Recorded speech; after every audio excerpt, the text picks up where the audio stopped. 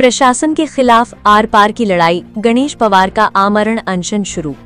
कपिल गांव में हुए बोगस मतदान प्रकरण ने अब गंभीर मोड़ ले लिया है।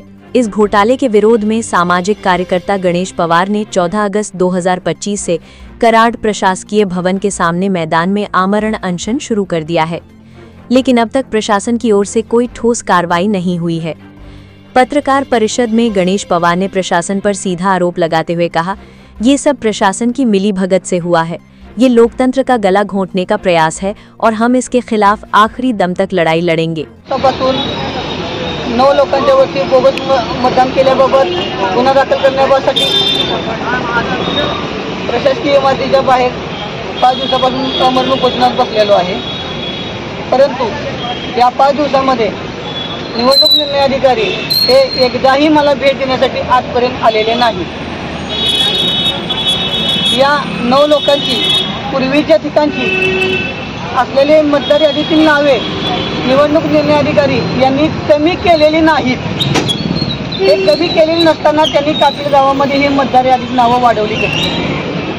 तसेच त्यांचं कापील गावामध्ये कुठलाही पुरावा नसताना जे फेक डॉक्युमेंट आधार कार्ड बनवून बोगस आधार कार्ड तयार केलेलं आहे, त्या आधार कार्डच्या अनुषंगानं त्यांनी निवडणूक निर्णय अधिकारी यांची फसवणूक करून त्यांच्या कार्यालयात ते कागदपत्र सादर करून इथं नाव नोंदणी करून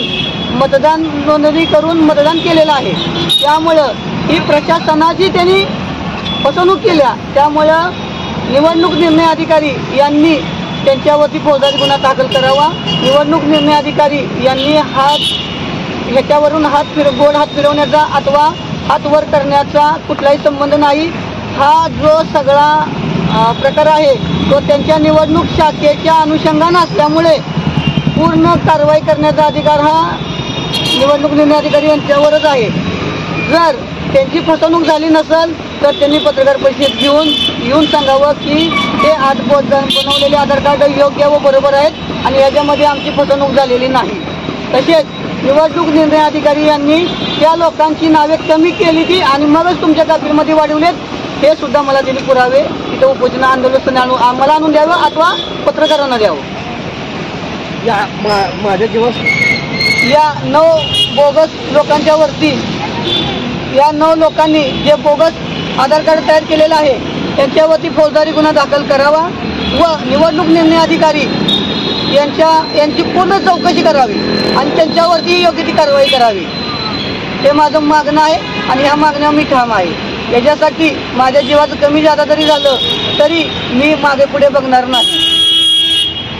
या आंदोलनाच्या अनुषंगानं हे आंदोलन मी आता अजून तीव्र करणार आहे।